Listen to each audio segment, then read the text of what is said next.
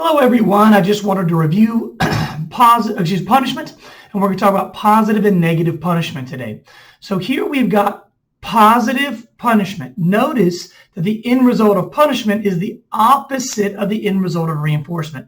That punishment decreases the behavior. So when we see a behavior decrease, we know it's being punished.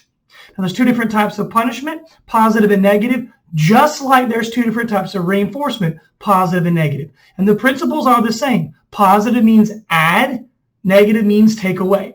So with positive punishment, there is no aversive stimulus before. So there's no punisher before. There's then an action. Remember, that behavior has to pass the dead man test. And then there's an added aversive stimulus. For example, there is no spanking causing pain.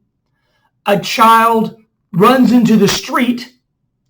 There is an added spanking causing pain.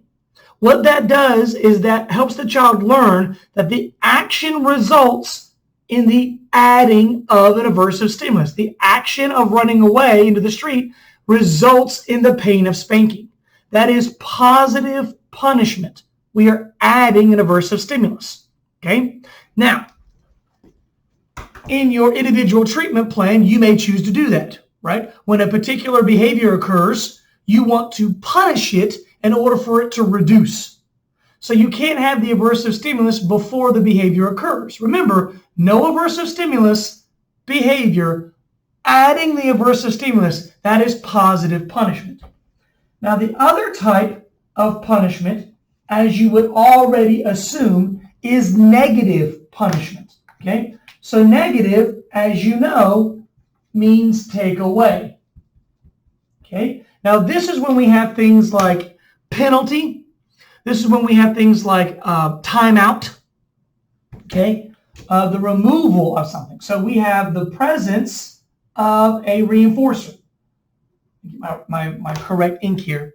So we have a reinforcer, okay? It's really important that you understand that before there's the presence of the reinforcer, they possess it in some way. An action, then we're going to remove or take away that reinforcer. Okay? So that is negative punishment. Okay? So over here. So in negative punishment, we are removing a reinforcer. So they have a reinforcer, like money. They have an action, like speeding. Then you get a ticket, which takes away your money. You remove the reinforcer.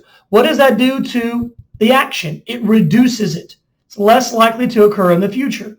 You're less likely to speed after you get a speeding ticket, which takes away your money. So notice that negative punishment takes away, removes a reinforcer. Okay? So I hope that makes sense to you in order to clarify how punishment works. Remember, we have a reinforcer for negative punishment. We have a behavior. Then we have the removal of that reinforcer, which reduces the behavior.